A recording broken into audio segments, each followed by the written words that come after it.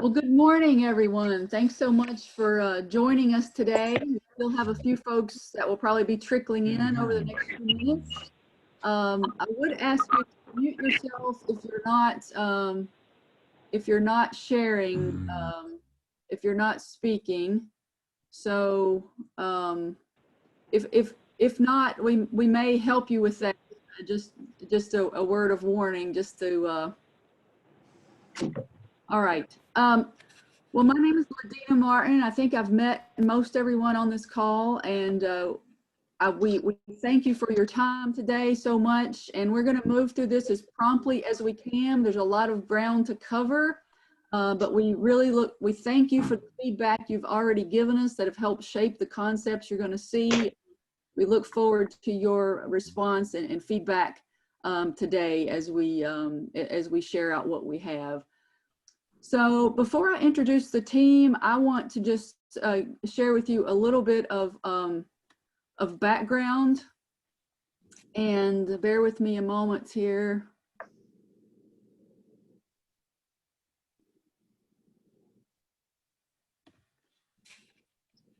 So for several years now, we've been hearing about the need for more housing, particularly in and around the town of Floyd. I hear that from employers, from workers, from entrepreneurs, from seniors who want less maintenance, and many of us, the EDA and the board have been hearing these concerns. So we approached Virginia Housing, formerly known as Virginia Housing Development Authority, for some planning funds, and they graciously have shared that. So that will help us dig into several aspects. We have focused on 3 sites in and around the town. We know that that living close to town is not for everybody, but we also know that many people are interested in that now, increasingly, and that we're trying to expand options for housing, or that's our desire, and to do it in a way that that is what the community generally wants to see. So that's a bit of background.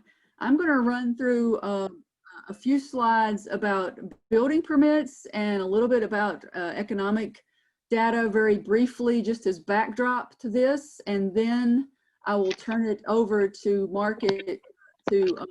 Patrick O'Brien, who will go into a more in-depth market analysis, and then we'll hear a summary of what you all have shared with us that you would like to see and have for housing. And then we'll begin to look at the sites, and then we'll see concepts. So without further ado, we'll get going here. So this is the number of new building permits for stick-built housing, and that just means built on site, not modular, not mobile, not manufactured housing, stick-built. And you can see over the last 30 years what that looks like. The little grayed out years that have the vertical gray line are years of recession. And of course, in 2008, you can see the Great Recession there. And like many communities around the country, housing starts did not rebound after the recession. We are not unique in seeing that. You can see how building permits for stick-built housing has been down considerably since the recession. What is a little bit different is that our labor force over the same time period, beginning shortly after the recession, our labor force increased very substantially, around 1,000 people. So some of that has been people moving here. Some of it has been people who may have fallen out of the workforce entirely, have come back into the workforce. And so it's a combination of things. The sharp ups and downs that you see each year, that just shows the seasonality of how our economy locally has more jobs in warm weather than it does cold weather. So that's why you see those short little bumps. So we've had a dramatic decrease in the rate of new housing, but we've had a jump number of people in the labor force in Floyd. And this is a look at housing prices in Floyd for the last 20 years. And you can see that they've increased very substantially. They jumped during what we now know as the housing bubble in the late 2000s. They dipped some after the recession, and they're now have gone past where they were just before the Great Recession. So housing prices are up 78% in the last 20 years in Floyd County. And when you look at average pay in Floyd for the last roughly 20 years, I didn't update this table, but roughly 20 years, pay has only increased about 40%. So housing prices up 78%, pay up 40%. See where it's very, very hard for people to afford to build or buy a house, even if there was something on the market, and we really haven't even got into rent yet, but you can see by the increase in labor that there's more need for housing of all types. And I just want to dig in for a moment into new housing building permits. The blue line that you see, the blue lines you see are the stick built that I had referenced earlier. And of all the building permits in Floyd County, you see what percentage or what real number are stick built versus modular versus manufactured housing. So you can kind of just see that. I'll show it in a pie chart here. So for roughly the last 3 years, including this year, year to date, about 53% of housing in Floyd County is stick built, a third is manufactured housing, and about 14% is modular. And breaking down the manufacturing housing into its two component parts, single wides are about 54% and double wides are about 46. So roughly half. Interesting, from the building permit data, I could see that 8 of those were replacement dwellings on the single wide side, just underlining the point that their durability, it does not tend to be as good as stick-built dwellings. So with all that background, I'm going to turn it over to Patrick O'Brien to give us a few slides on his market analysis, which is more in-depth. And then straight from there, he can turn it over to Hill Studio team that will share about community engagement, feedback, sites, and concepts. And so I will stop sharing so that Patrick can share his screen. While he's doing that, are there any questions for me on what I just shared?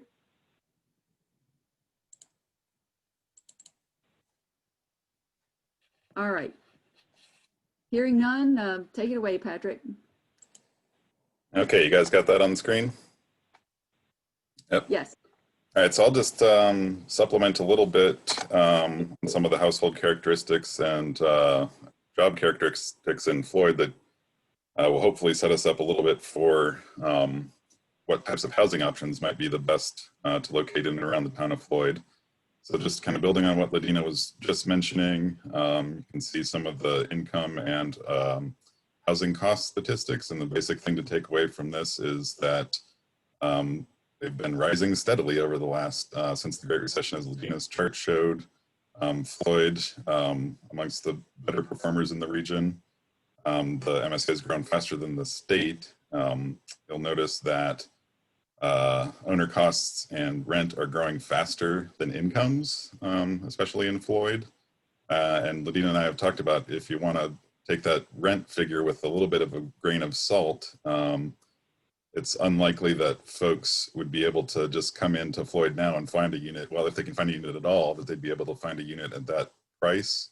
That's probably reflecting some older rental arrangements, and the true number for new units is probably a little bit closer to the regional average. This kind of shows another view of what Ladina was just talking about. This is from the regional MLS data on sales of houses in the region. And you'll see that Floyd is the black line there, kind of in the middle of the pack, but increasing amongst the largest increases there as far as the median sales price.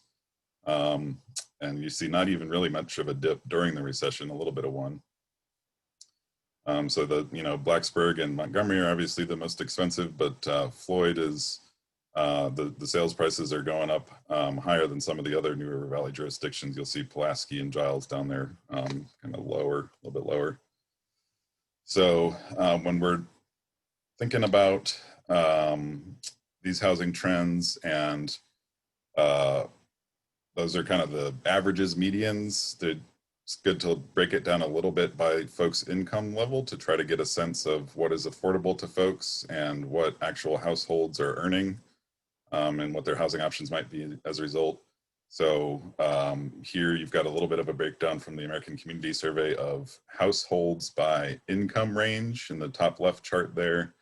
You've got the income ranges, and then translating that into what is affordable to them as a monthly rental payment or mortgage payment based on their income. So we're assuming they're not going to spend more than 30% of their income on housing, so that they won't be cost burden in the jargon.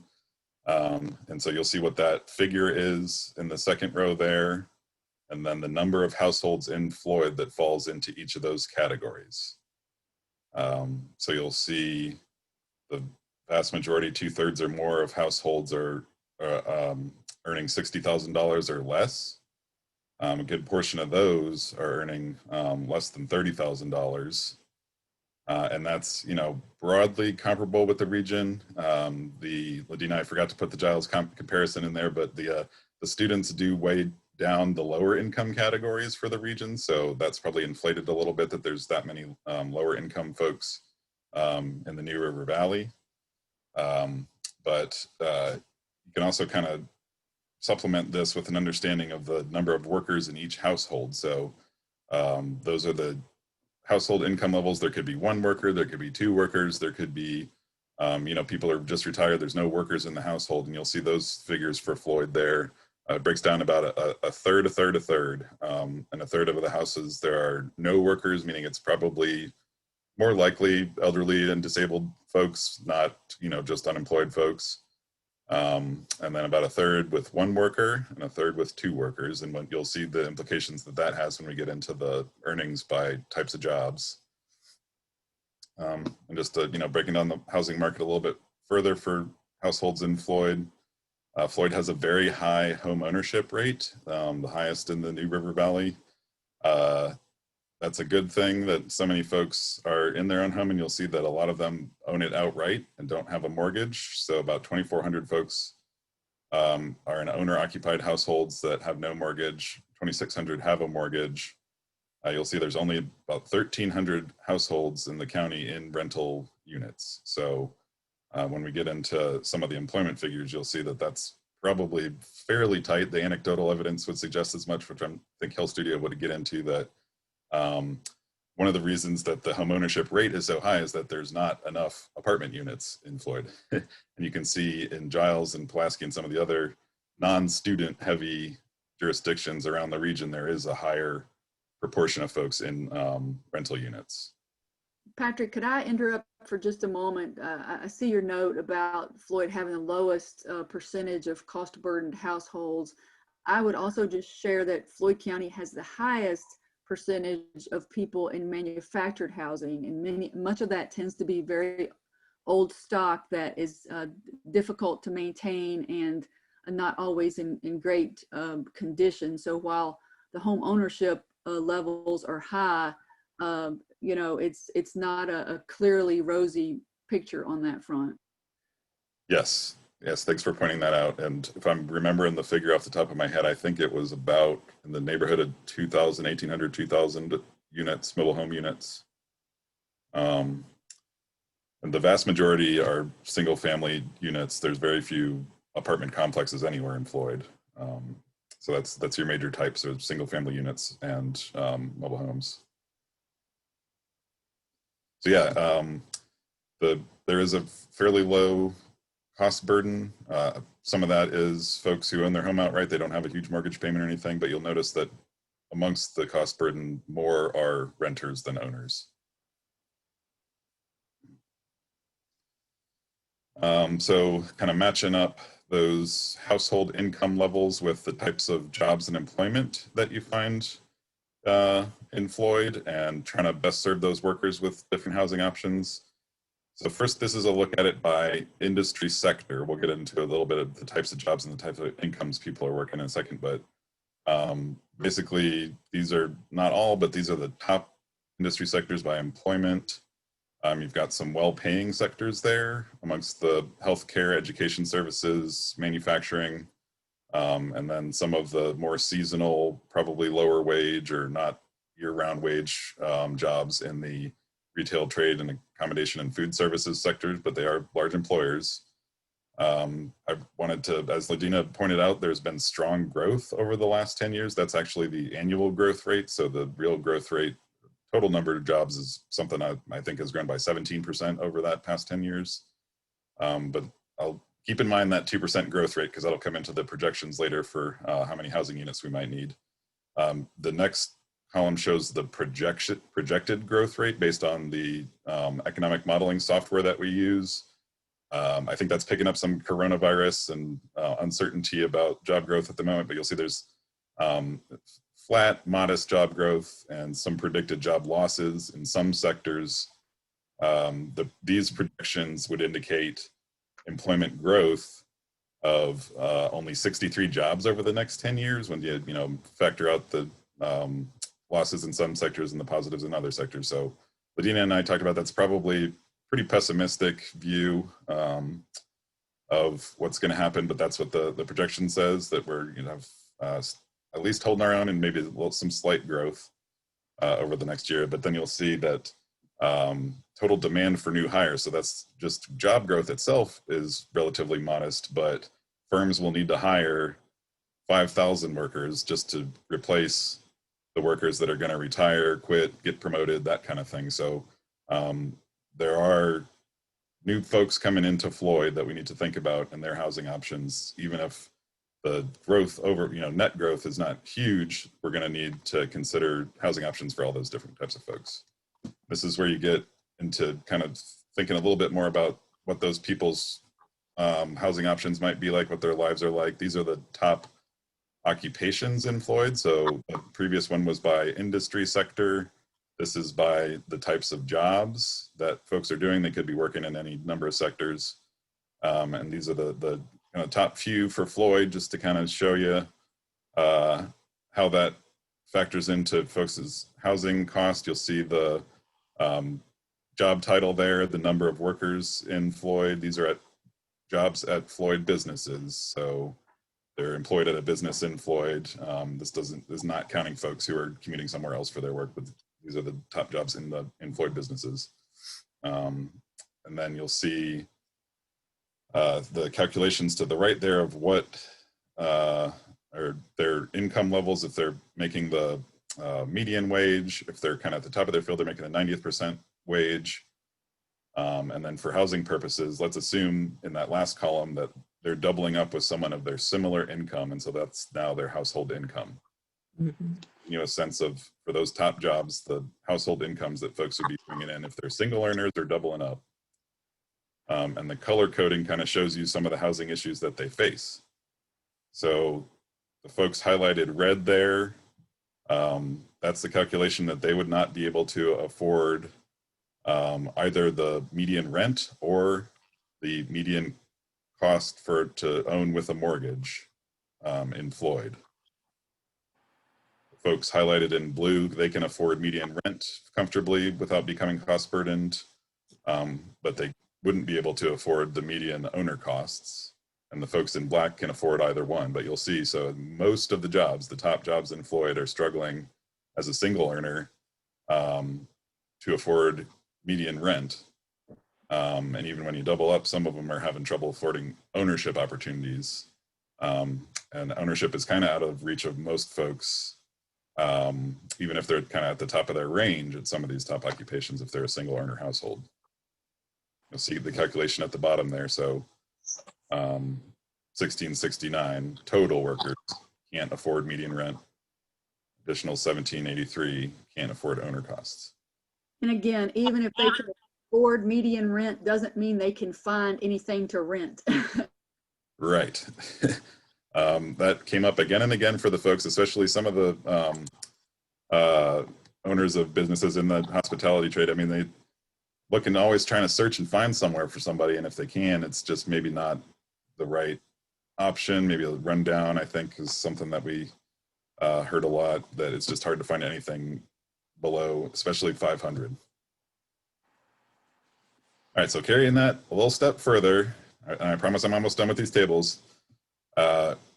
Based on the employment projections for jobs in those categories, I managed to calculate then what types of housing units would be necessary to accommodate the future growth in jobs at Floyd businesses.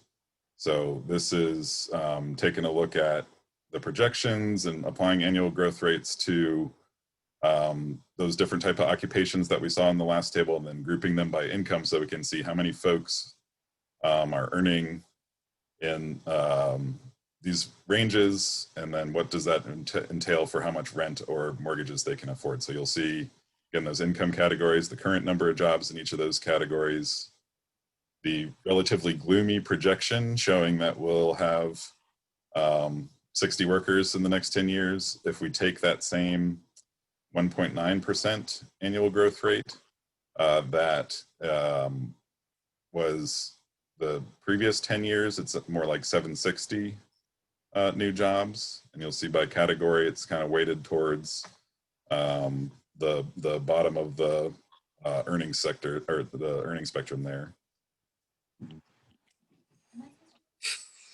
Sorry, Mel is asking me. Ladina, do you want Mel to join this meeting?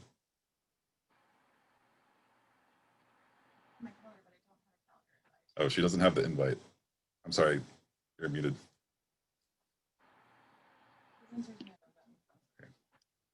Okay. Dina, you're muted. Go ahead and wrap this up, please. Oh, sure. Okay. So, yeah, and I'll just skip ahead to the, I ran several different projections of the number of workers per household and the income ranges and different employment projections. So here's the kind of the upshot based on the projections and the distribution of workers by household. This is kind of the low end of the range and the high end of the range that we're looking at as far as the number of units over the next 10 years that would be needed to accommodate all the employment growth in Floyd, and assuming that folks who work in Floyd want to live in Floyd. So, you know, on the low end, 200-ish units, again, kind of weighted towards that more affordable 750 or less cost. And then on the high end, about 1,100 units would be needed, again, kind of weighted towards that lower end based on the employment mix that is expected. And again, for those lower income folks and just the dynamics of the housing market, that's likely to be rental types of properties that would be able to accommodate that need. So in the lower end of the market, probably more of those units are apartments than for sale units. Patrick, Yes. you made a comment about the people who work in Floyd want to live in Floyd, but even from an employer standpoint, you almost have to have your employees living in Floyd. We tend to try to hire outside of the county out of necessity sometimes, but the commute's just prohibitive. And for employers, you're losing a lot of money in that turnover, trying to hope that people will make the commute from elsewhere to work in Floyd County. So we really do need to get our workers living here. That is a good point, and that especially true for the folks who are earning in the middle or lower ranges, because that transportation cost adds a lot to their cost to keeping that job. And so probably, as you said, they're much more likely to be able to keep it if they're close by to their job, and it's a more satisfactory living arrangement for everybody. Thank you so much, Patrick. I really appreciate all that research and pointing us in some range of numbers. And so at this point, I want to turn it over to David Hill, and they will take us on into the feedback that you all and others have shared, and move on to the sites and the concepts. Well, thanks, Ladina. Delighted to be here with everybody today. And with me today are Maria, a planner, Ross, a planner, and Brianna, a junior architect. And the four of us have worked together with your project to investigate 3 different sites different sizes, different shapes, to see whether we could accommodate some of this housing need. But one step before we get to that, Maria has a little presentation that's much more about the qualitative needs for Floyd housing to supplement this great work that Patrick has just shown us. So Patrick's shown you some of the numbers. Maria's going to tell you some of the qualities. And I believe we even have a little film that we're going to try to show you some of this too. So stand by, and Maria, take it away. All right, thank you. Just want to make sure you guys are all able to see my screen before I jump in. All good? Okay, great. So like David said, we will be talking about the focus group findings. We hosted a series of focus groups to understand a bit further the housing needs in Floyd. And as you'll be able to tell, a lot of what we discovered is very much in line with what Patrick just shared with us on the data side.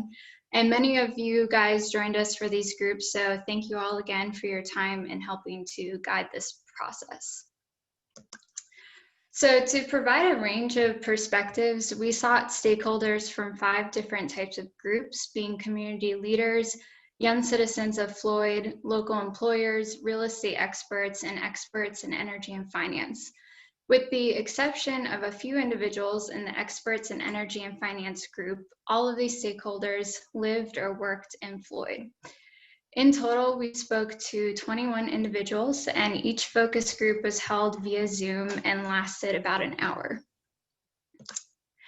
The biggest takeaway we learned was that in Floyd County, housing needs are all across the spectrum, so at various income levels, various age groups, and for various types of housing. So anything from small units like apartments to large standalone homes for families. And in many cases, we heard of folks who had to settle for less than desirable housing because it was simply all that they could find. And we'll be supplementing these next few slides with a video at the end to further illustrate the housing needs. So on the slide, you'll see a quote from one of the focus groups to illustrate the growing demand for more housing. So as this community leader shared, that this is a very important issue for everybody, and housing has become much more expensive with time. And of course, like we heard earlier, this is also what the data shows as well. Some of our employers shared that their employees really struggle to find adequate housing. We also talked about that briefly before. A lack of rental housing especially seems to be a major issue for many. There's need for both short-term rental options for a year or less, and then also long-term options that allow the rent to stay affordable.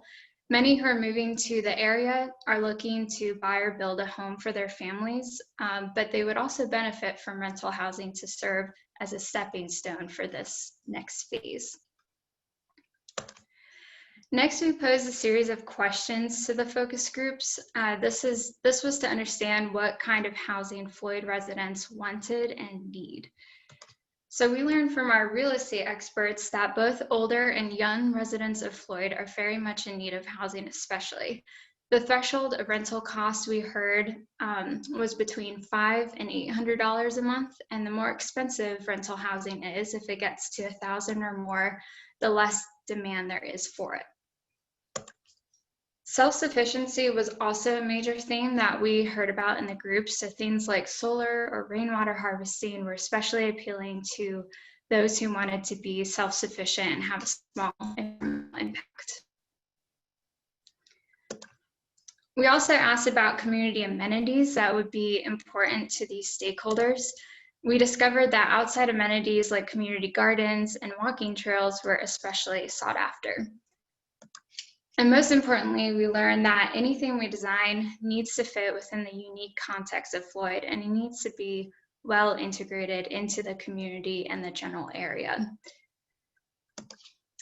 So following the focus groups, we distributed a survey to supplement our focus group findings. So while we had a small sample size, these key takeaways were very much in line with what we had already heard. So we were excited to see the relationship between the two. Despite our small sample size, we were fortunate to get a very wide range of age groups represented in the survey. About half of the participants were between 25 and 44 years of age, and then the majority of the rest were above 45 years. And we had 2 folks between 18 and 24.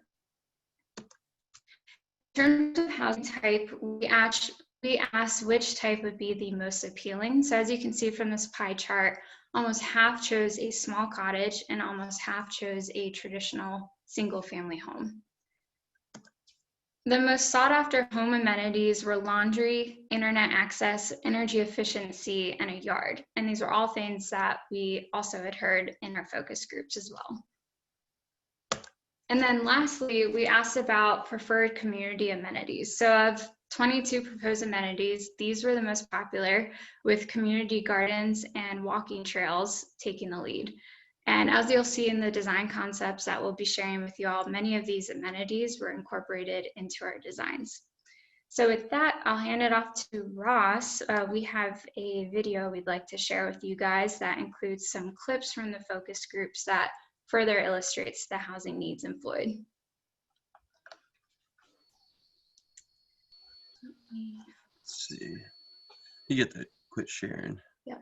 Okay. All right.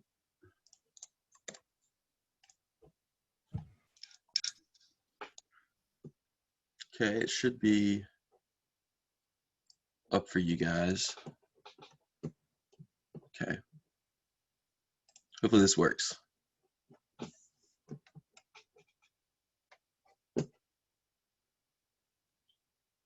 Having more outdoor space was important for me to be able to share that space with kids so that they can be outside and run around and do so in a safe way. So I know that that is something that I looked for in particular. And when I moved back, there weren't many houses on the market within my price range. Affordability is going to be another big one for growing families. So safety for kids to be outside and then having a pretty good outside space. If it's more of a community, I would say, playground or something for kids to be able to some shared living spaces outdoors that would be safe would be on my radar as well. And just trying to find a place to rent in Floyd right now, it's not there. So I think having the opportunity to maybe rent something in Floyd would be great, because long term I do want to live in Floyd, but I think for me affordability and just short-term living opportunities would be great as well. Mm-hmm. It'd be a place to park my tiny house. So something with electric hookups and sewer or rainwater at least, and a community that would have like some shared resources would be great. And if that were mixed in with houses on foundations, I could, if there were a shared common area with perhaps a kitchen or I don't know, just the space indoors that where others who are in that same community could kind of come together like in a larger meeting place. It would be great to have it like close enough to town where you could like bike in and as that access to the local community to get back to town, like whether it's bikeability or walkability. So I think placement will be key. The other thing I wonder, my personal preference was to be closer to the heart of the county, near the town, as long as it had like mixed development, mixed use, where there's also the amenities that people want, whether it's a little offshoot of a coffee post there or a restaurant, because that's the thing that I hear a lot from the people who are looking for houses. They're like, we have people that come from all over the ring counties, if you will. And I think a good portion of that is because there is not housing, affordable housing in the Floyd area or the Reiner area for that matter. One of the things that maybe binds us as a community is that we like to have our own space, or our sort of like, or at least a sense of it or a feeling about it. And so I think like a garden or a patio or a yard is going to be more important than square footage in a lot of cases. We're seeing needs for, maybe something like apartments or townhouses as well as, single family homes. So I would think if there is a plan to expand, that we should be looking at both types of residences. Often when we're looking for housing, we're looking for a 12-month, maybe 1 or 2 bedroom apartment, and they're hard to find sometimes. And we haven't had a lot of luck in Floyd, and often these employees will find a place in Blacksburg or Roanoke, for example. We'd like to see more opportunities for them to live and experience the Floyd area. I like the idea of whatever we do really fits well with Floyd, the themes that Floyd's kind of known for. And I think that's what a couple of folks here have kind of hit on, the friendly environment, the arts, the crafts, the food, just something that is Floyd, right? And it's very well done. It starts with the landscaping, the sidewalks, and all this stuff, making it kind of integrated well with the community. That could really help people want to be in Floyd.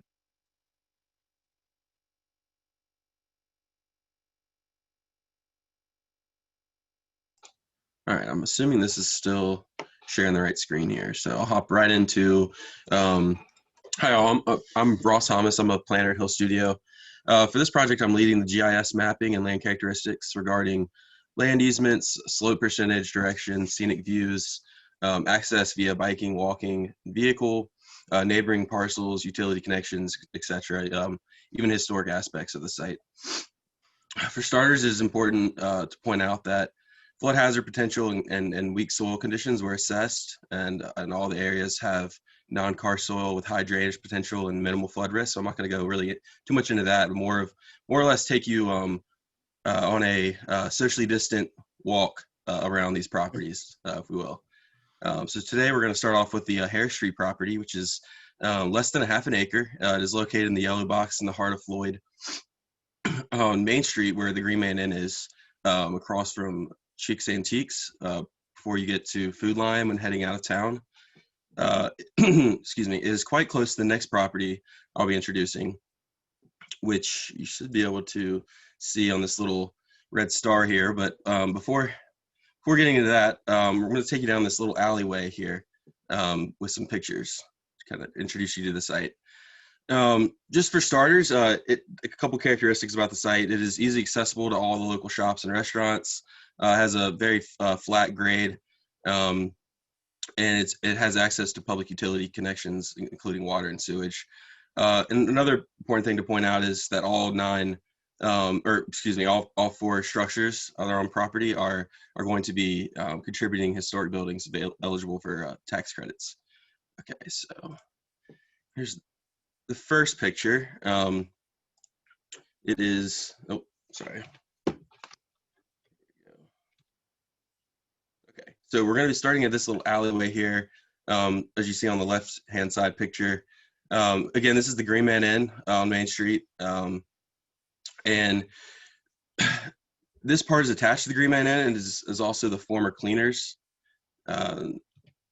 And then we're going to go down the alleyway here a little bit. You can kind of see where the arrow is pointing. That's the way that the picture is oriented. The rear side of the building has a second-story patio over a first-floor apartment. This image shows a scenic view from the patio, future patio, looking west towards the sunset over a small horse stable.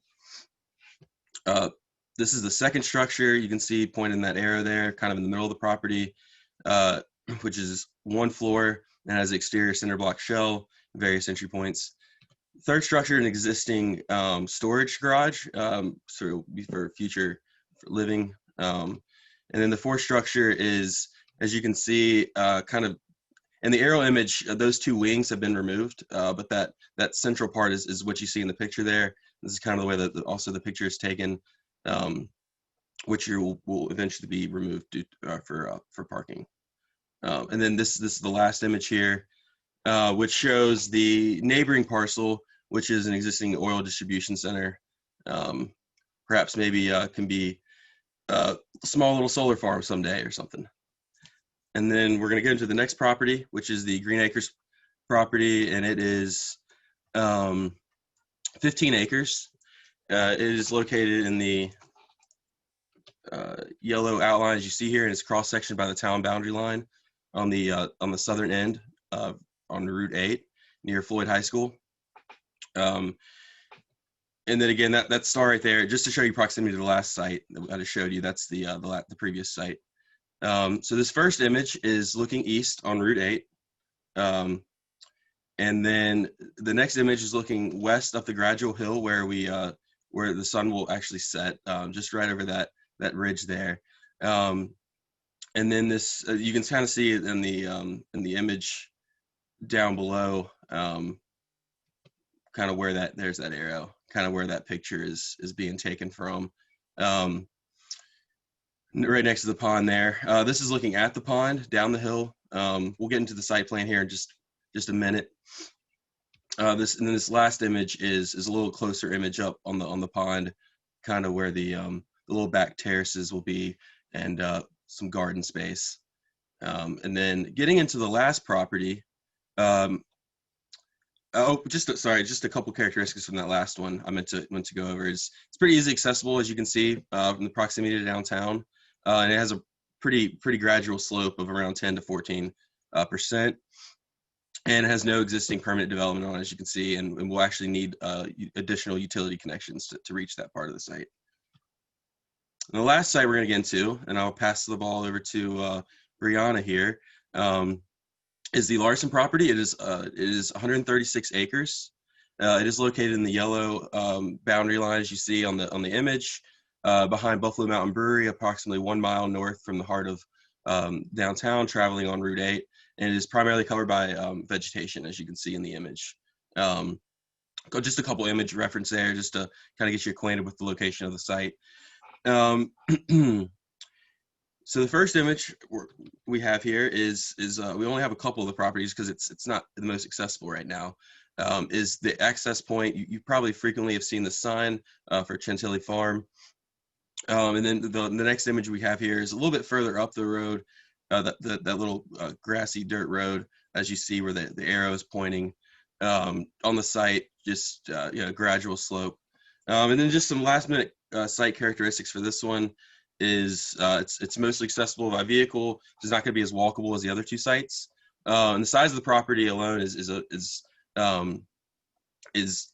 has the potential to have a very, very great connection with the neighboring park, with some of the existing trails there, as you'll see in the site plan. And then lastly, it has no notable existing permanent development on it, and we'll need to have additional utility connections added to the site. So I'm going to pass the ball over to. Let me take it here for just a second, Ross. Thank you very much. And so, Ross has shown us a great kind of encapsulation of these three potential properties. And the reason we're studying three is probably obvious to you now. One is a tiny little property located in the middle of a downtown block. It is little teeny. And it's a historic property. It doesn't even have any principal street frontage. As Ross mentioned, the Green Main Inn is in front of this property. It's behind it, and it's in the middle of a block. In contrast, one is a 15-acre site that is part in town and part out of town. And in contrast to that, one is entirely out of town in a much larger site. So what's important for you to know here is that we're trying some of these housing ideas on these three different properties, realizing that they're so different that perhaps some of the lessons that we learn here might apply to a lot of other properties. That's why they're so different. And so with that in mind, we'll let Brianna take the wheel and show you this very first property, the little in-town piece. Thanks.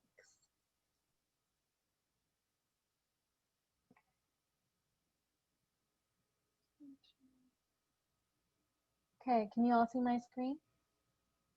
Perfect. So we're going to go ahead and start with the Harris Street property. As Ross just mentioned, it's less than half an acre in downtown Floyd, right off of Main Street. And you've seen some of these images, but I'm going to go ahead and talk to you more about the architectural properties. So as Ross mentioned, you can see the Green Man Inn along the front here. But then this main building which is the most of the square footage for these downtown apartments that we're proposing, is a 2-story brick building. Again, it's available for historic tax credits. And then there's a small 1-story wing along the back, and this used to be the Floyd dry cleaner. So they have lots of windows.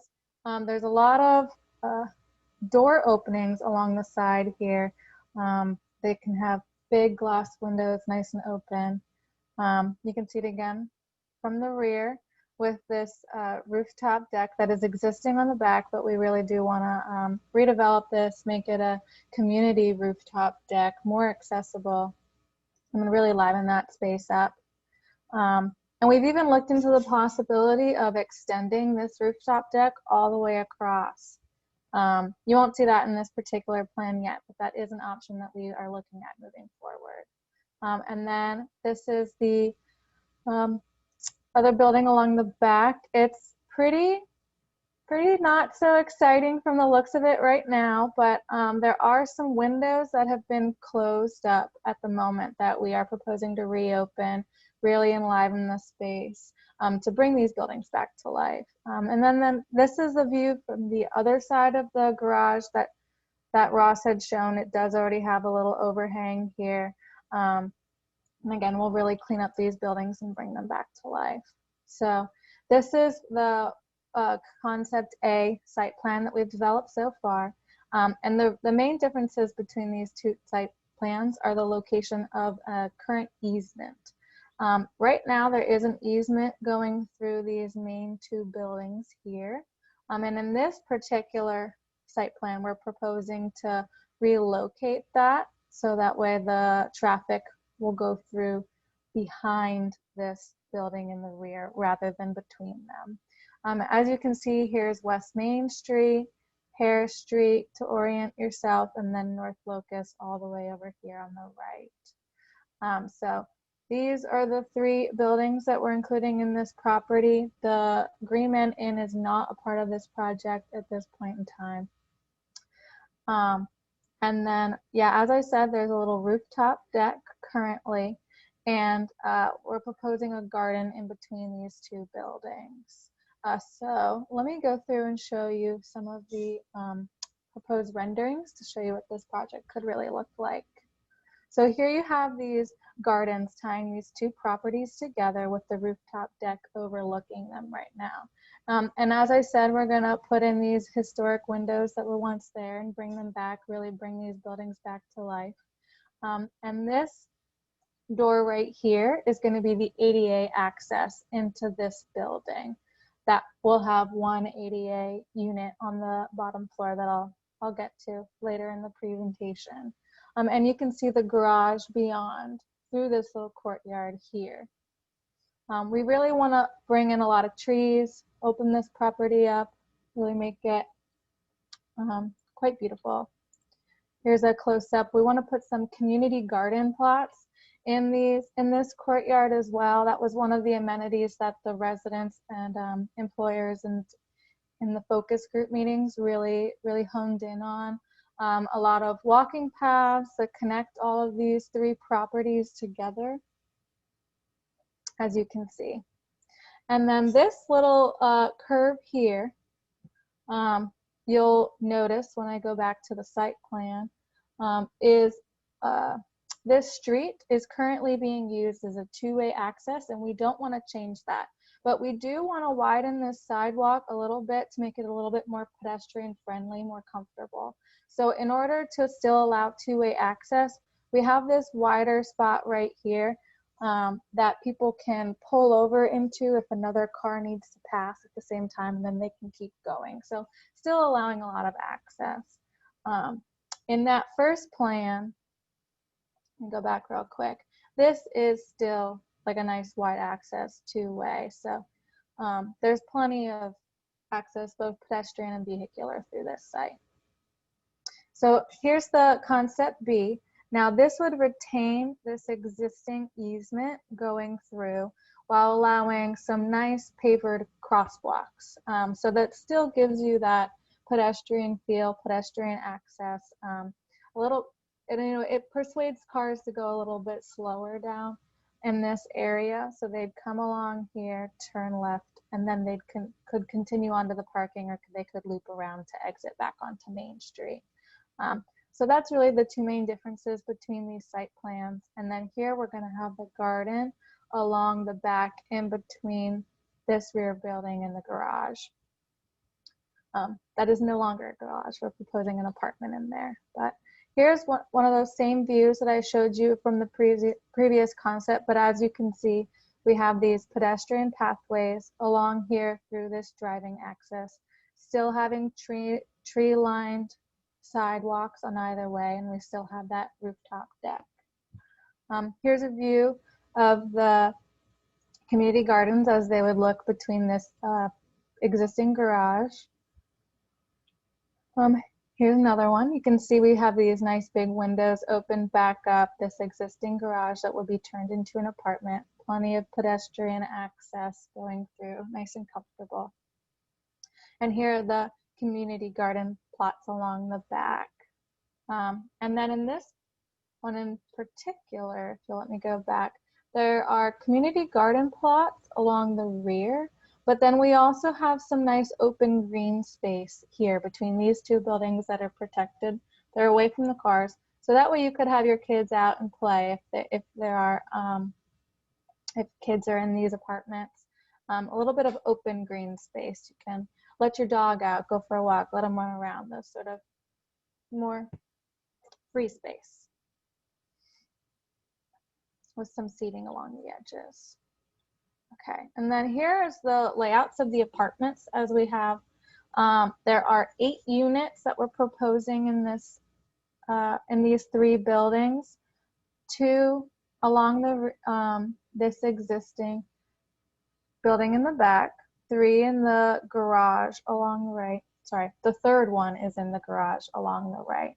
And then there are 5 total in this 2-story brick building. One of them would be an ADA unit on the right side with ADA access here. And then 2 more on the 1st floor, and then 2 on the 2nd floor for 8 total. And then this rooftop garden is accessible along a public hallway. It is not for one particular unit. It would be shared between all residents. And then we do have the option right now. These apartments are accessible from the main hallway. But we would be able to turn one of these or 2 of these even into retail space if that is what the town decides to go with. This is zoned for mixed use, so we could put commercial retail in there instead. It would really depend on what the town wants, what the developer wants moving forward. But that is a possible change there. And that is all I have for this particular site. If you guys have any questions or if you want me to go back to another slide, just let me know. I'm open for discussion now. We may want to keep all discussion for later so we can go on with the other sites. And the what we're showing on this one, you know, with the 0.4 acres, 8 different apartments, pretty good density achieved there. In the middle of town, and without having to tear down any buildings or build any new buildings. And so that one was done with historic tax credits. And we do have 16 parking spaces along the back, so that's enough for 2 for each unit. So if there's couples living there, families living there, or even just guests coming over. And then one other thing I forgot to mention is we do have some green proposed here to buffer from those existing gas tanks and the new property to really kind of separate that out, make it a little bit more comfortable. So as a contrast to this really kind of urban conditioned site, let's see, Maria has will show a similar number of facilities, but they're on the site that's half in town and half out of town. And one thing that's also going on with this is that this will just be a part. What we're showing is a little cluster, which will be part of a much larger 15-acre complete development being worked on by the proposed developers. Maria?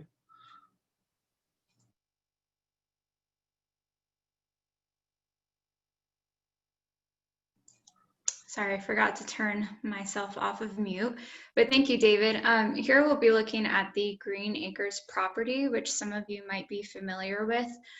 This property allowed us to explore one of the housing types, being small cottages, that we discovered was of interest to residents of Floyd. Okay, so Ross already showed this, but to give you guys the context of this site in location to the town is here, Route 8 is here, and then the property wraps around Baker Street right here. The general idea with this site was, what could you do with an acre or two of land in Floyd County to provide appropriate housing for residents of Floyd?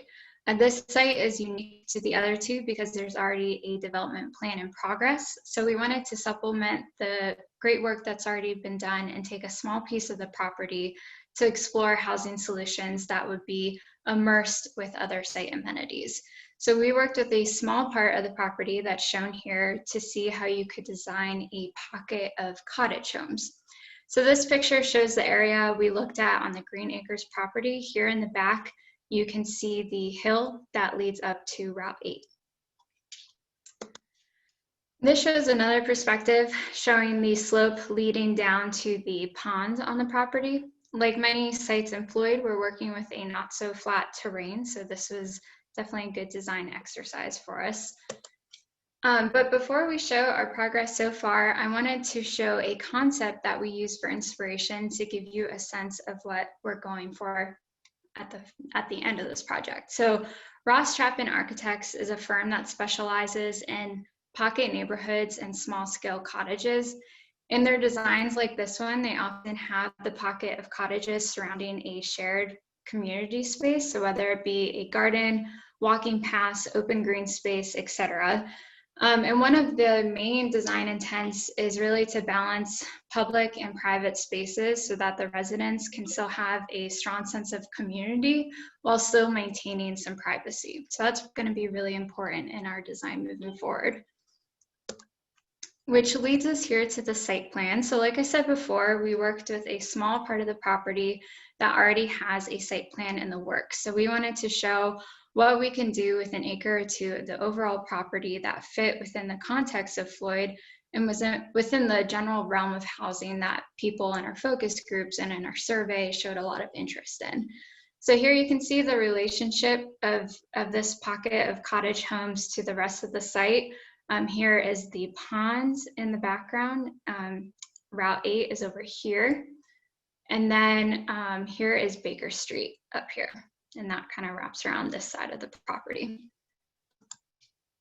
Here's a closer look at our site plan. So we opted for a pocket of 10 cottages that range in square footage from about 800 square feet to almost 1,200 square feet, depending on the amenities of each cottage that we'll be looking at in more detail in the next few slides. So the cottages circle a shared green space here that includes shading trees, wildflowers, and community gardens. And then when coming from Baker Street, one can drive on this road and park here along the road, which allows parking close to the pocket while keeping the pocket itself vehicle free. So these spots right here would be reserved for handicap parking, and they would be the ones that are in closest proximity to the homes for people who need that accessibility. The walking path in this cream color here would be intended for pedestrians and bikes only. So we're trying to keep this immediate pocket here vehicle free.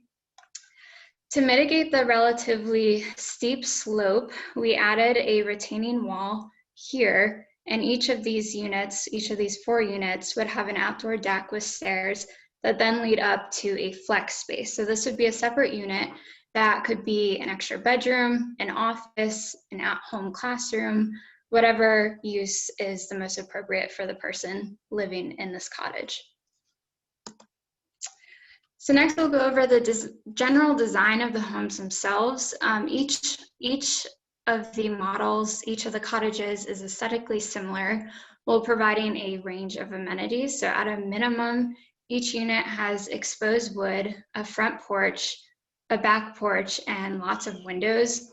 The idea is that the part of the house with many windows would house the kitchen and the living areas of the home, while the more enclosed part of the home would be the bedroom and bathroom to ensure privacy.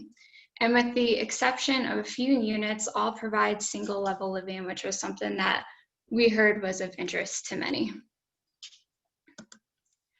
We also proposed a handful of units that are accessible. So here you can see the wheelchair ramp, and the interior would be finished with ADA appliances. These might be especially attractive to older folks who are looking to downsize to a home with one floor and minimal maintenance. We also wanted to show a unit with an upstairs bedroom as shown here, which adds about 350 square feet to the base unit below. And this could be ideal for growing families who may need an extra bedroom or an extra space up above. Here's another design with a very similar intent. So this shows a separate flex space, which could be used as a bedroom, an office, an at-home classroom.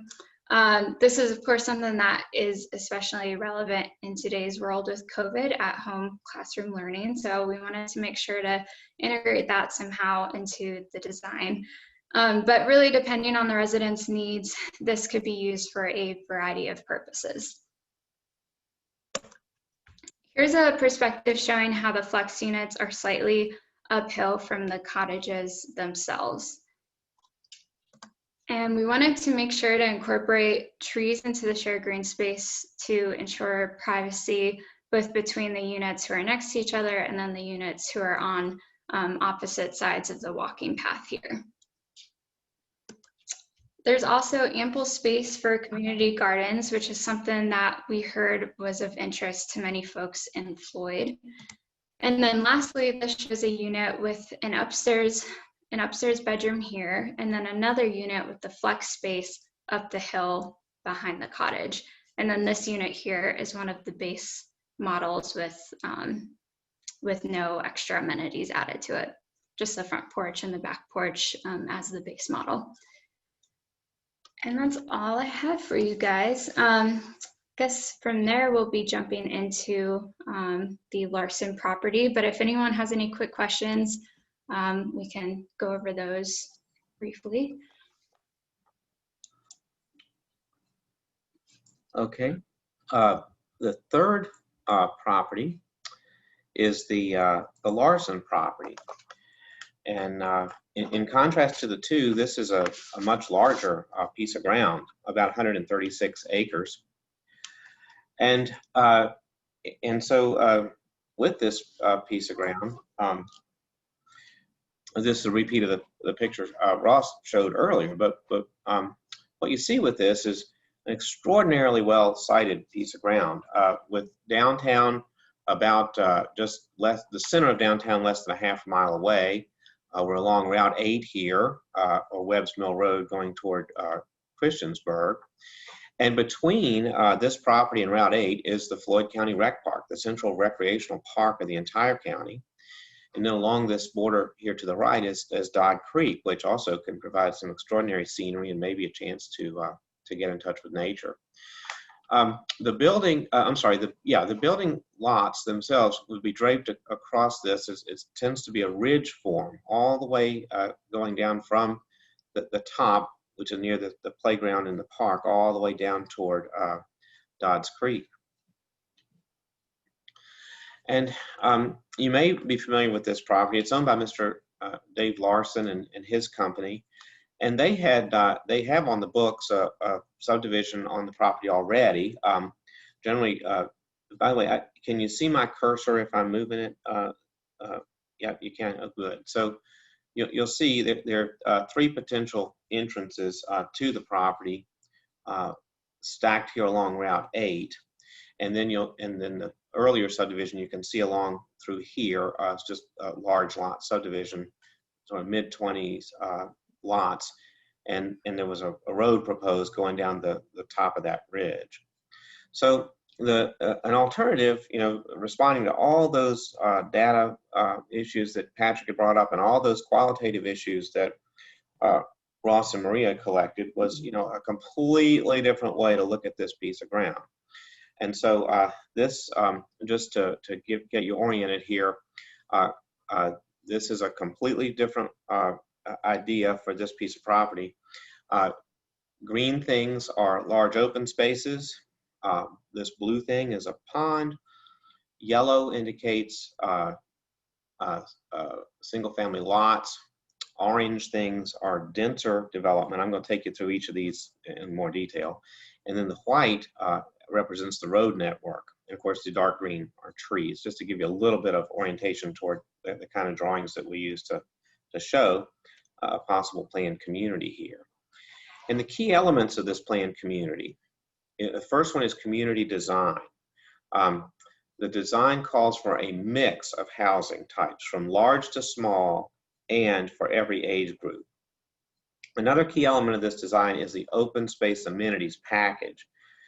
Responding to the folks in that interview, it's a very Floyd mix, focused on friendly community and arts and crafts, including meadows, active lease agricultural spaces, community gardens, and trails. And the third piece, I believe, to make this successful is going to be design guidelines. Those are development standards featuring things like green energy incentives. You know, when you build a house out in the middle of your 50 acres in the county, and it may not be pretty, well, not many people see it, but when you build it close to everybody else's house, people do. So design guidelines may be in order here to really keep the standard up for this particular community. So I'm going to go through each of these in a little bit more detail. The key to the community design is we can provide up to about 300 residences here. Pretty dense from a Floyd County perspective. That's about 2.2 units per acre gross, but it's in a range of densities. All homes are designed arrangements around central features to achieve that kind of community spirit and harmony. The spaces are modeled on community designs of successful Highland, Virginia hamlets and towns. And these traditional neighborhood designs range in size and style, providing a variety to suit different lifestyles. So there are 8 key community design features, and I gave them each a name, because once you give something a name, you can, at least I can remember it, and it kind of relates to the geography that it's on. And so here are the names of the larger community-oriented spaces. We'll start at the front. This is the gateway area, the parkway, the common.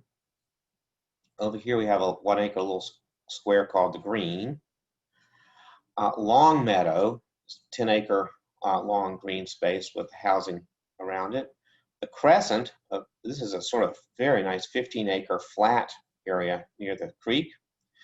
Wind Ridge housing, Orchard Common, and then Eyebrows, which are these 2 little green things that remind me of eyebrows. And so each of these neighborhoods, you know, has its own little identity within the larger planned community. Here you see Eyebrows, right?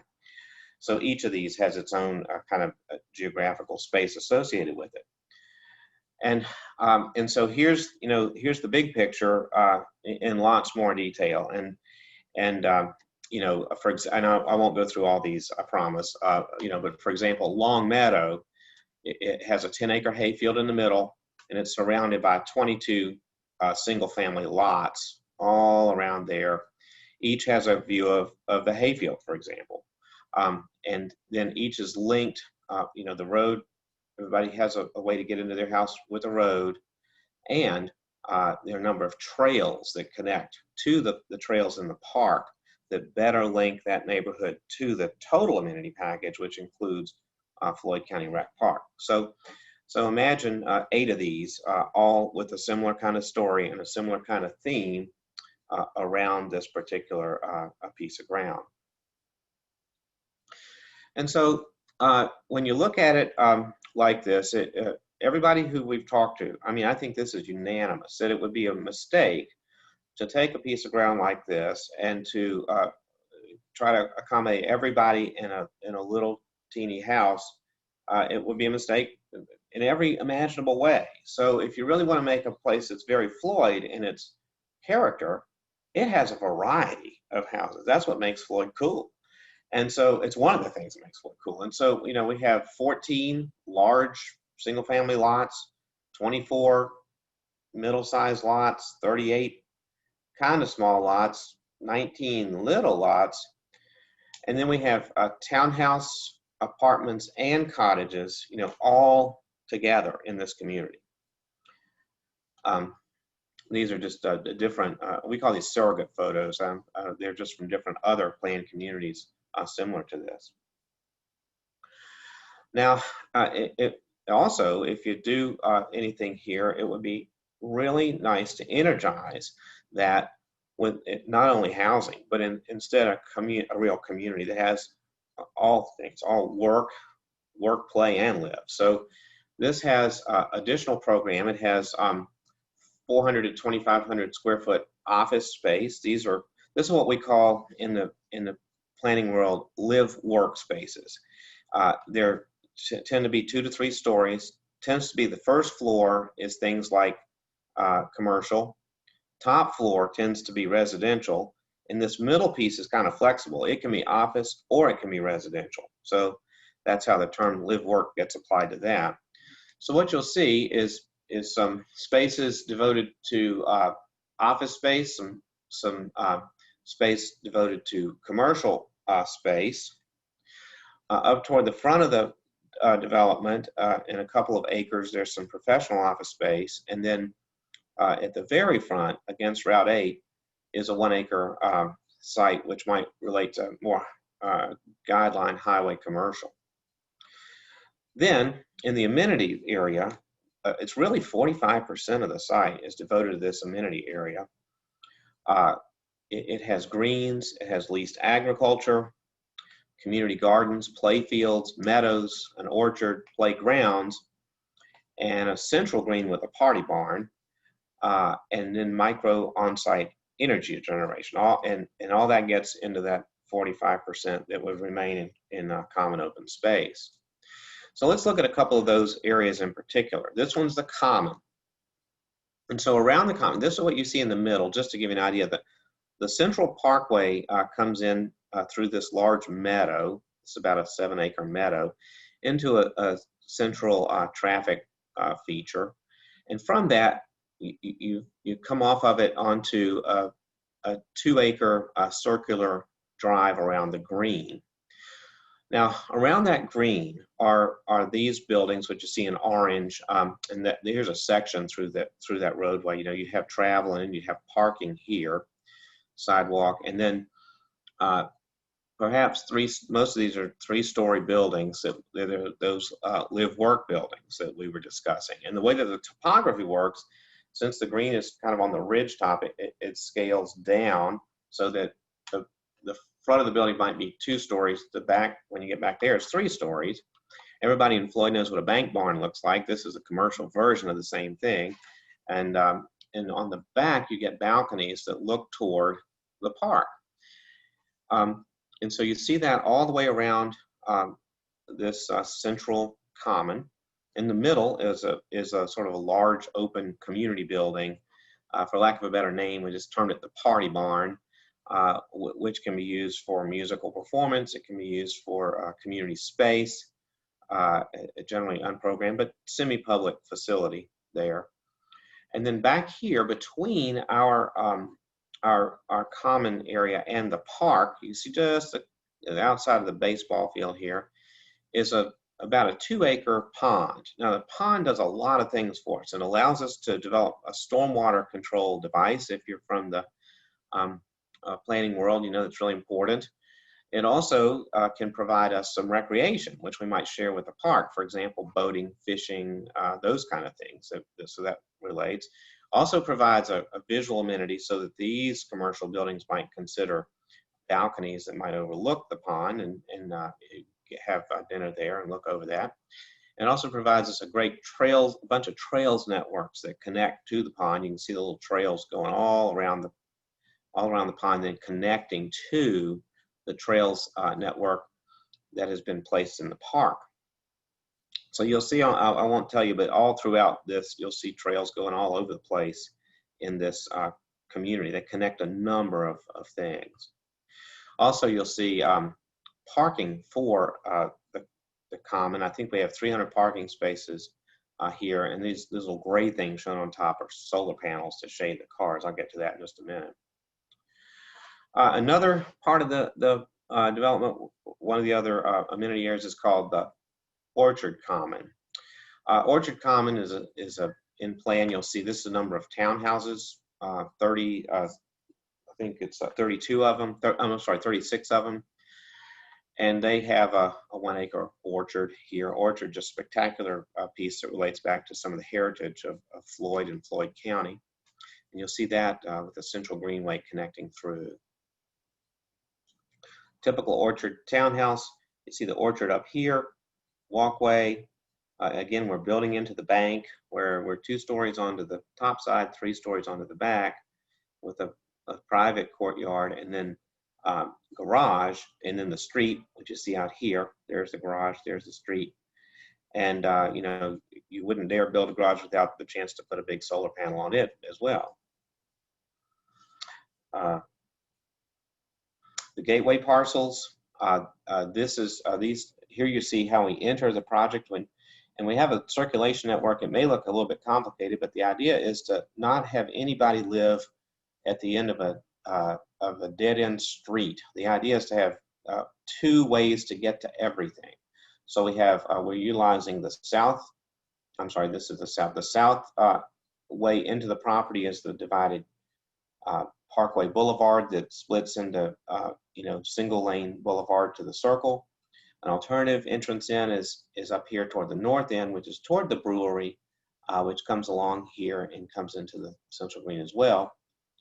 At the very front, gateway-oriented commercial parcel, a couple professional office-oriented parcels. And just to orient you, Route 8 is right here. And this is New River Community Services, which I believe most folks in Floyd know as Dr. Marshall's place. It used to be. And then Citizens Telephone here.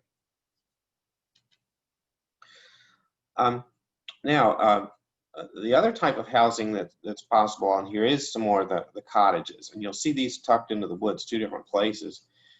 One is near the Dodd Creek, where you'll see the little horseshoes of cottages or pockets of cottages down by Dodd's Creek. And Maria's done a really neat illustration of what they might look like tucked into the trees along there. The other place you see them is near that front entrance. There are the professional buildings we were just discussing, and here are a couple of pockets. This is an already heavily forested area of the site, so we just want to keep it that way. And you can make sort of surgical incisions in here and place these, leaving the large trees in place so they're in the shade. Okay, so I guess you know I'm a landscape architect. I can't leave this alone, but in addition to the houses, there are all these green spaces, and each has its own personality. Like the gateway is the welcoming area for commercial and professional offices. The green is that 1 acre green square for larger homes. Eyebrows or tight-knit housing around the central playground, etc. Each of these has its own different mission and own different program that really relates to the anticipated residents nearby. For example, the Eyebrows, you know, these are smaller house lots. They may be perfect for folks with small families. They have playgrounds in them. And then when we get to things like the Orchard Common, it's more of a visual amenity, perhaps more for people who want to retire and move into a place that has views of agriculture, but they just don't want to keep it all up themselves. So here's a little diagram showing the amount of land that is proposed to remain in open space. It's about 45% of the footprint of the whole piece. The green here is open space, and here you can see some of great big spaces like the Crescent or the Long Meadow. But then other pieces are the trails network. You see how we have trails. We go all the way through the property on a series of trails, and we promise if you move in here, you should be fit, because there's a trail almost next to almost every house for access. And in fact, you know, we program these things just guessing what they might be, but there's still some flexibility. I mean, the original idea for Long Meadow would be to have hay equipment out there. It's about a 10-acre hay field. And the idea for this area called Crescent would be a giant community garden complex, but it doesn't have to be. I mean, you can use Long Meadow, for example, as a meadow if you prefer, or you could even build additional ball fields in this Crescent, that relate to the park. So the idea is to really bring some of the park amenities into the site and vice versa. So the last part of this would be, what's your particular niche? And so many people told us that especially in Floyd, we need to distinguish this development from its peers. And one way to do that would be to have design guidelines, as I mentioned before. This would be a guidebook for subdevelopers and builders, which suggests forms and materials based on successful Virginia Highlands, hamlets, and small town structures. And in addition to that, we may consider, taking that micro scale green energy niche. And that's one that Patrick had mentioned, especially important for the kind of young tech folks that are very interested in living in Floyd. And so what you do is you provide incentives for these in your development plan. For example, the Common and the Common Orchard have potential geothermal networks. It's not just a big piece of grassy ground. It has the geothermal network under it that can provide energy to surrounding buildings. Solar panel arrays on the parking lots and on the garages, like we saw with the townhouses, greenhouses on rooftops. At the edge of meadows, you may host smaller micro-scale wind turbines and artistic compositions. And then finally, on the single-family homes, you may write guidelines for solar shingles or panels. Just to show you how that works in the plan, just in this little area, for example, micro turbines, for example, along this entrance road, you see about a half dozen of those in the grass that would be sort of shifting with the winds, with the grasses. Solar array shading the parking lots, greenhouses on some of the rooftops, geothermal wells under the 2-acre common, and perhaps even a wet geothermal using the pond as its sink for energy transmission into the buildings. Just an example. That's all part of the package that would work here. When I'm talking about micro energy, it's little stuff. It's not gigantic industrial scale towers. It's little towers like this one at a local community college is twice as high as the telephone pole. It's 45 feet. Or micro greenhouses or micro solar arrays that can shade the parking.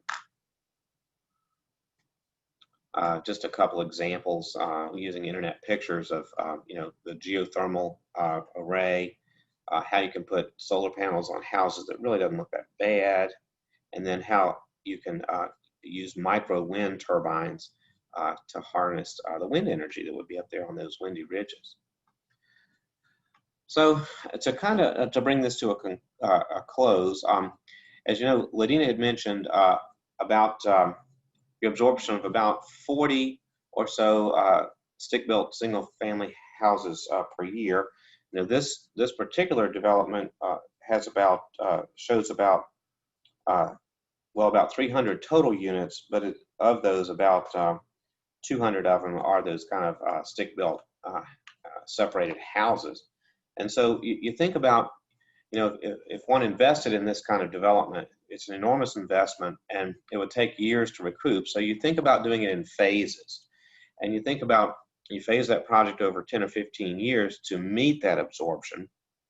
And you think about building them around those amenity features. You build the eyebrows this year, you build the common that year. And so that helps to relieve the absorption by planning these phases of pockets of housing, and you build them in chapters, so that along with the infrastructure in chapters, so that it works out. So that concludes an idea for a large parcel of land and some of the ideas that you could do. And so I'll stop share and we'll go to back to Ladina to host a Q&A. Thanks so much, David and team. That was great. I love the wide variety of things that we've seen. I guess we just want to open it up to comments and questions. Obviously, it would take a lot of money to do all of this work, and so that's that's a big challenge we know about, but the first step is making sure that if we're on the right track or wrong track, and then reaching out to try to get interest in investors or developers or partnerships that could help begin to do some of these things in phases. So with that, please, if you have a question, unmute yourself, or if you prefer to type it in the chat, I can read it aloud to everyone. Lodine, if you don't mind, David, I don't know if you know, I have a landscape design install company, and so I really appreciate the green spaces that you're incorporating into that design, keeping the forested areas, and then having the open meadows. The only concern that really jumped out to me on that is with the orchard concept. The black bear population in Floyd seems to be, I don't know, growing exponentially, and so having an attraction like that closer to a housing development would be the only thing that really kind of jumps out to me that might consider looking at. Cool. Yeah, great comment. Of course, what can be cooler than having a bear outside the door? But on the other hand, I know that can have its downside too. But the idea, yeah, and I think these all need to be tossed around, like, we want to have hayfield or meadow or orchard or something, just some type of common amenity that, and of course, if we had an orchard or we had a hayfield or we had even that, thinking about that crescent is maybe even leased agriculture space, you have to have, somebody that would want to take care of it. And so that becomes an issue as well. So, the orchard was tossed out there for the visual quality, and knowing there are 100, details we'd have to master to get that. Yeah. Thanks for the comment. To be clear, I love the concept. I really do. Thank you. Thank you for the comment. Yeah. I've got a question about the single family homes, about how large they are. The reason I'm asking that question is, and this is just my initial thought, is that with the larger homes, it would seem that the need would be met by folks that could afford those homes, could probably take some vacant land somewhere and build those homes themselves. So I'm wondering if what the scale of those homes are, and if it's part of an intentional effort to have a balanced community with a mix of different types of housing. Yes, thank you very much for that comment, and that's exactly what we're trying to do. As I recall, the mix, I believe there are only 14 of the lots out of these 300 that are between 3/4 acre and 1 acre. And so the idea, if we go to downtown Floyd and look around at models, there's the Rakes Mansion, for example, a great big house on a downtown site, and there are others like this where we would want to have some of the larger houses in the community. And I was a little concerned to make it too many of those, because just as you say, that if you really have that kind of means, most folks in Floyd might go buy 50 acres and build their house on it. But there may be a niche for a few people that would want to build a larger house on a guideline lot, especially if it had all the amenity package here and it was walkable to Floyd and those things. So we did suggest a few, but 14 of the largest ones, that was just a recommendation, and it seemed to they kind of tend to fit in generally in one corner of the site. I can. Let's see, I can show you that. While you're looking for that, David, I'll just share that the other benefit of that, John, is that to the extent the developer could make more money on some lots for those larger homes, that could help keep the others theoretically a little more affordable, because the larger lots could help pay for a lot of the infrastructure, if you will.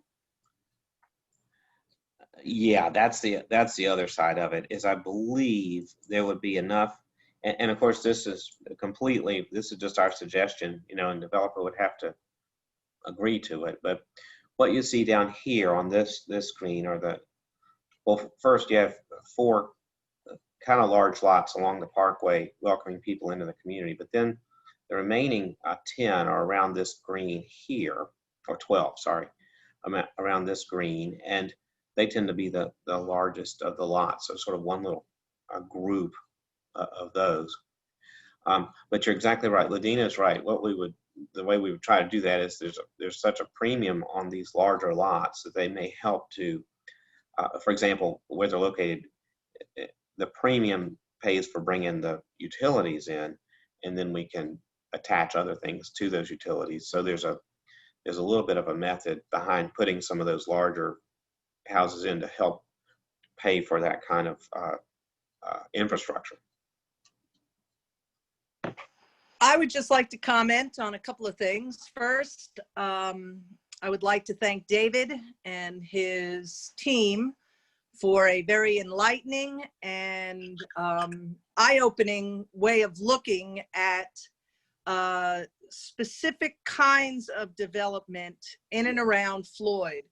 I think that if there's one thing we can learn from 2020, I believe, is that our preconceived ideas of what we think are happening and the trends and such may not be that way anymore.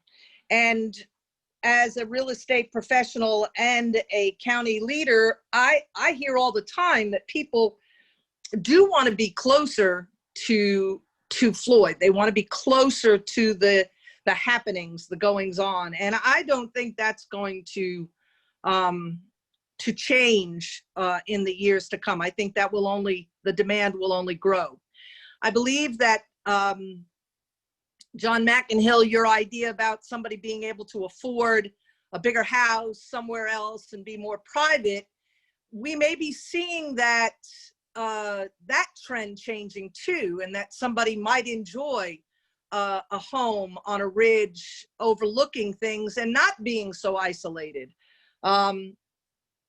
There's so many unknowns right now, but the idea that we have been able to, through all of our envisioning that has come about since we've started really talking about what our housing needs are in Floyd, this has started this kind of dialogue that we had sort of in private circles, but now we're really drawing attention, and it might not be tomorrow and it might not be 6 months from now, but having this as a roadmap, as a kind of idea board, if you will, allows us to really start thinking in ways that when developers come possibly to Floyd with ideas, we can say, hey, this is what we've been looking at. These are what we have found out. These are the needs we already know about. So I think that everyone who has been involved in working on getting more data and more information should be congratulated in being a part of looking ahead to the future of Floyd County. And I just wanted to thank everybody. Thank you, Linda. We appreciate that. And I think everybody on the call has been part of a focus group or input in some way. So it's really been a large effort. What other questions do we have? Hi, Ladina. Billy Weizenfeld. David, yeah, I really like the concept. I think the direction is very exciting. I like the renewable energy considerations that you mentioned. I hope that might even become a bigger part as we move forward. I think that's very important. One concern I have, particularly with the Larson property, is I'm wondering, is Floyd County realistically in a position to sustain a development of that size in terms of water and sewage? And water in Floyd County is very valuable, and that kind of jumped out at me. We don't have anything even close to that right now in Floyd. We don't have any kind of a model that much housing, that much development. So I'm just concerned about that, and I just wanted to throw that out. But otherwise, I think you're all doing a really good job, and I appreciate it. And This is Dee Wallace. If I could just comment back to that, that'd be great. So not suggesting that the town or the county wouldn't have planned for those resources. But if it was needed, similar to the way that we've done out at Chantilly Farm, there could be a large scale water and system private plan put in as we've done out here. So those things have been looked at and could be looked at in more detail if there isn't a way to do it through the other grid. And I appreciate both of those comments. Billy, I think you're exactly right. I think that's something that we have to work really hard to balance and to do the right way. And I'm not sure exactly what that looks like. The challenge in Floyd County for you guys who know about our water is the only way that you can really begin to put pocket neighborhoods together is on a shared system, because otherwise you can't get enough space between private wells and septics to really get houses closer together to try to keep them affordable. So that's been our focus here, is to try to do that where you could extend public water and sewer, but you're exactly right. All the capacity and all of that has to be figured out, whether that goes from the PSA or from a private system, as Dee was mentioning.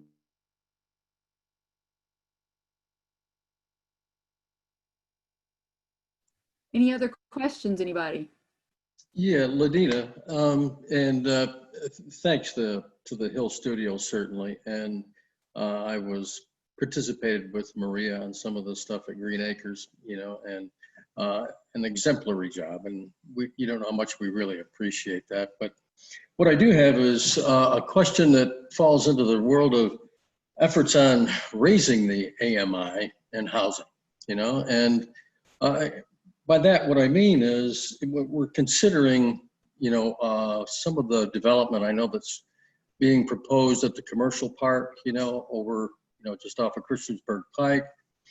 And what types of employers, are we looking for and being sought after and are coming to the table? What incentives do we offer to encourage, employers, as well as what feedback from prospective employers have they had relevant to housing and what they would like to see or expect?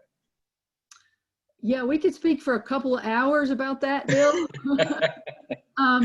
But I will just share that probably 4 or 5 years ago now, we had a company visit that was technology related, some technical assistance and call-based jobs, incoming call. And the first thing they wanted to know is where are the rental properties, where are the townhouses? And it's a very hard position to be in when you have to say, gosh, we don't have that. And so that was an early drive to this work that we've been doing for several years now, looking at the county ordinances and looking at concepts and properties, and FISH the Floyd Initiative for Safe Housing has done a lot of work in looking for sites. And so on that side, it's very important to employers. Most importantly, the employers that are already here, they have struggled in trying to bring folks to Floyd when they've tapped out the local workforce market and people looking for housing, as we've heard. We do have a range of incentives that we work with businesses on. We're busy developing a new building. We're developing new sites. We're developing another next phase of our business park. We work closely with a lot of agencies that can provide support. In terms of target, it's complicated in Floyd because Floyd has very much a hands-on work ethic of liking to do things with your hands. So we're focused a lot on metal work, and metal fabrication is a target market for us because of the 20 or 30 high schoolers graduating each year with those national certifications.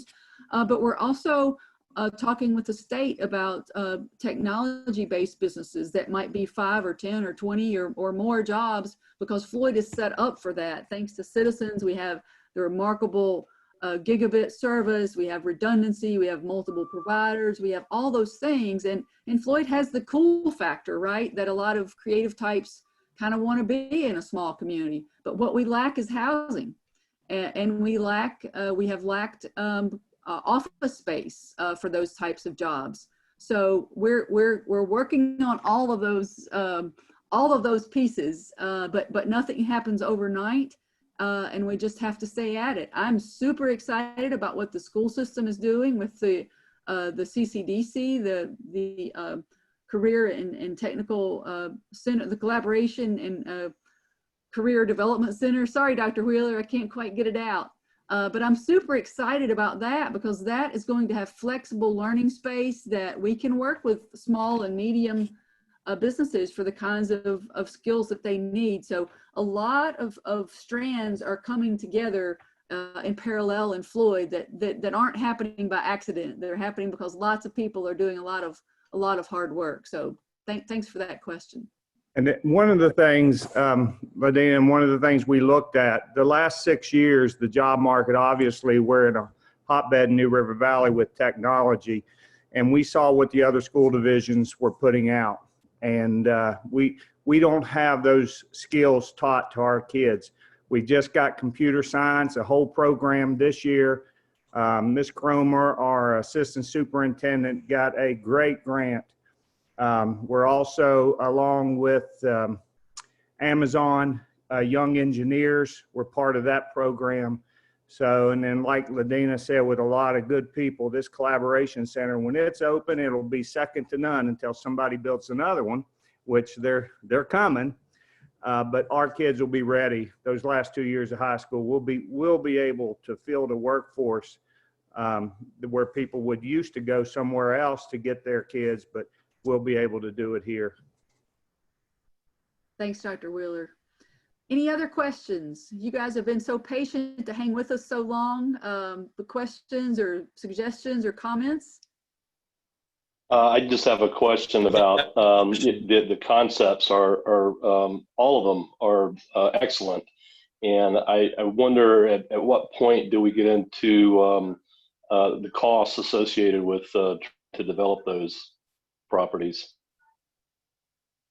David, perfect segue. That's the next phase. Thank you very much for that, John. Yeah, what we'll do now is to start to put together preliminary development costs for these sort of order of magnitude, because that's part of feasibility too. You know, this has been the part where we get to dream a little bit about what could be or what maybe should be, and then the next phase is figure out what is reasonable to try. So that's our next phase, and that's also a great segue. Thank you very much for that. Which is, well, what are we going to do over the next month? Well, that Ross and Maria will be starting to set up a way that everyone here and anybody else you would like to invite can review the plans and and comment on them. We're going through a comment period now. So today's comments were great, but you know, you may wake up in the middle of the night with another brilliant idea, and we'd like to hear it. So we'll be setting up a collaborative part of this next, which will run the month of October. And during the month of October, we'll also be working on some of the cost feasibility of these. So those are the two next steps. Thanks for asking. David, it's Dee. Would it be a good time to mention again the commercial entrance off of Route 8 there? It may not be in the housing part of things, but having for all of those units a lot of traffic access off of Route 8 as we discussed. Right. Thanks for bringing that up, Dee. I know Dee and her team own this property, and they've actually gotten VDOT approvals for commercial entrances in, which is a real big step, and you know, could kill the feasibility if it couldn't be gotten. So good news is they've already gotten that step, and it is viable from a access perspective. So you know, other feasibility pieces, of course, with all these is, you know, utilities, and that's a huge piece of it. And so that's also what we'll be studying over the next month. And road access is another very expensive thing to do in the mountains, as we all know, developing the infrastructure in. So yeah, that's a good way of putting it, David. You've kind of seen the dream, and then as dream meets the reality of costs and that kind of thing, we all know that plans sometimes have to be modified. And I want to emphasize that we heard loud and clear from you all and others that we don't want rapid plunked down development that will overshadow or change Floyd's nature. And so even though what David is showing on the Larson property can feel overwhelming, I don't envision that happening, overnight. It will, if it happens, it will happen in phases, so that it will be a gradual absorption in a way to kind of help do it stepwise in a way that makes sense. All right, any last burning questions, anybody? We really appreciate your time. Mel, do you have any words of wisdom for? Just, go ahead. Just a quick one for David Hill. David, will there be a link to the presentation that we can go back? Everything went relatively quickly, and I'd love to reanalyze some of it if you don't mind. Yeah, I'm going to look to my. This is totally on an audible here. Ladina and Ross, do we have this set up now that we can put this in the virtual studio so that people can go look at it? Yeah, if you go to floydvahousing.com, it'll take you directly to a website which will have access to these presentations and ways to comment and get some feedback. So yeah, floydvahousing.com is going to be the quickest way to get there. They're not all up yet, so give us just a little bit, but Give us a day. We'll have it up tomorrow. How about that? There'll be a flurry of activity getting all this launched, and we welcome any comments after tomorrow.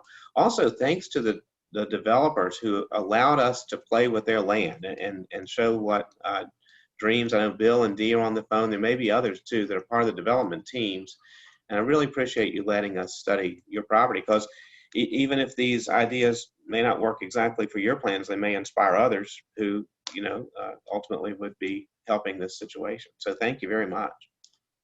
Yeah, this is Vince Hatcher. Bill, thank you for bringing it up. I was thinking that it would be great to have access to the presentation today. I would love to share it with our HR organization. Very impressive work. I think you've covered that spectrum that you talked about earlier. It really helps the conversation. And I know as we think about growing our business, we need all types of folks in our organization to be successful. And some of those folks are of the techie type. They're scientists, engineers, folks that might really love to see some of the amenities and layouts that you guys presented today. So it's got me thinking, and I just wanted to say thank you to the whole team that worked on this today. Very impressive. Thank you, Vince, and thank you for taking time to participate. You've given us a lot of time in this process, and we really, really appreciate it. All right, go ahead, Mel. Did you want me to? Yeah. So I just wanted to reflect on the designs as well. The variety is so important. The variety of parcel sizes, the variety of housing that could get built there is so integral to actually getting this done, because developers building in Floyd will have to take on enormous risk. Absorption of maybe say a maximum of 40 units per year is not very much. And we're going to have to work hard to attract developers to these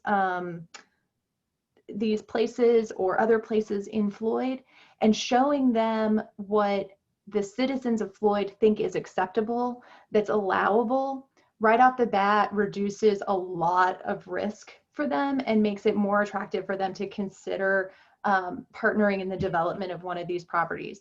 Naturally, the bigger the development, the higher the risk. And so, it's likely that in the scenario of the Larson property or any of these bigger properties that are going to get developed, you're going to have a developer come in first and then sell the lots off for custom build, at least in part. And so being sure that we all understand the variety of opportunity here and the flexibility of opportunity, and that it may not turn out exactly like this plan, but this plan has given us a template to think about what we do like and what we would allow in the county is invaluable.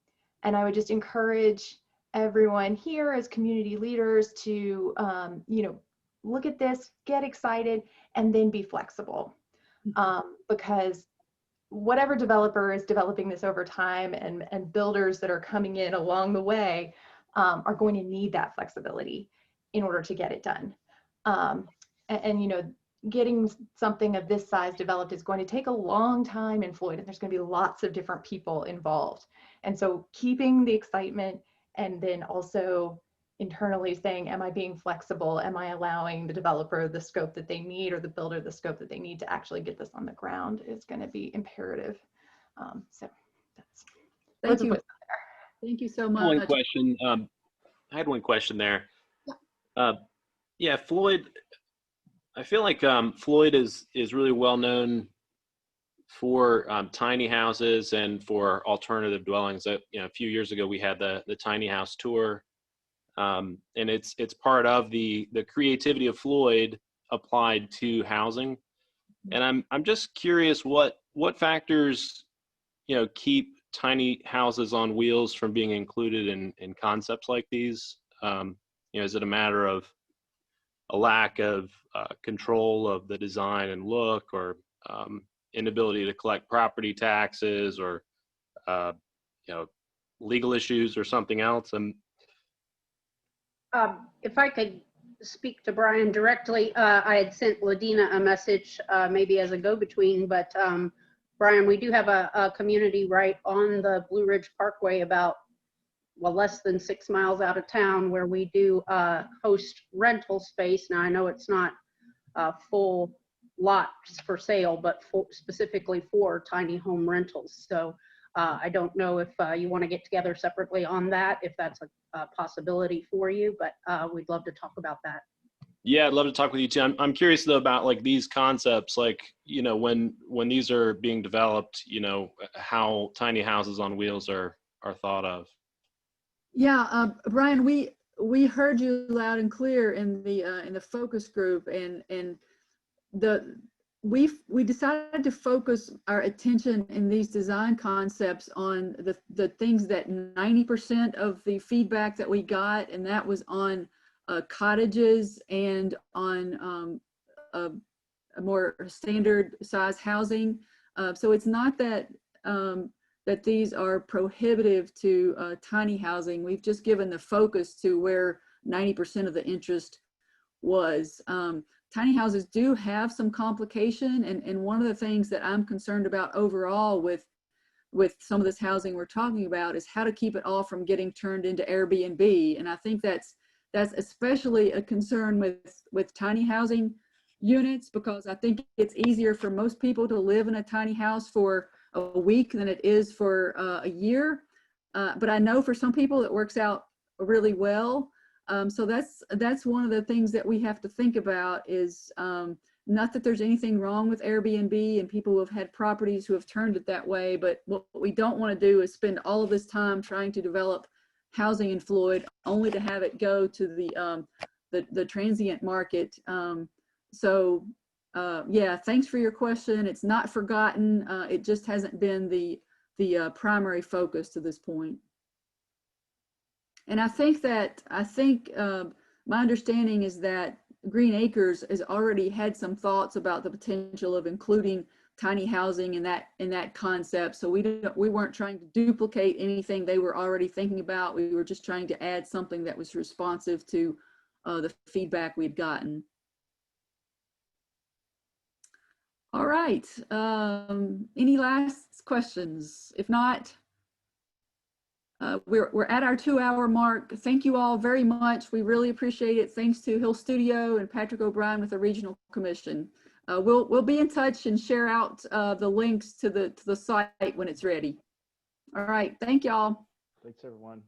Thank you, Ladina, David, everybody, the big team. Thanks a lot. Appreciate it.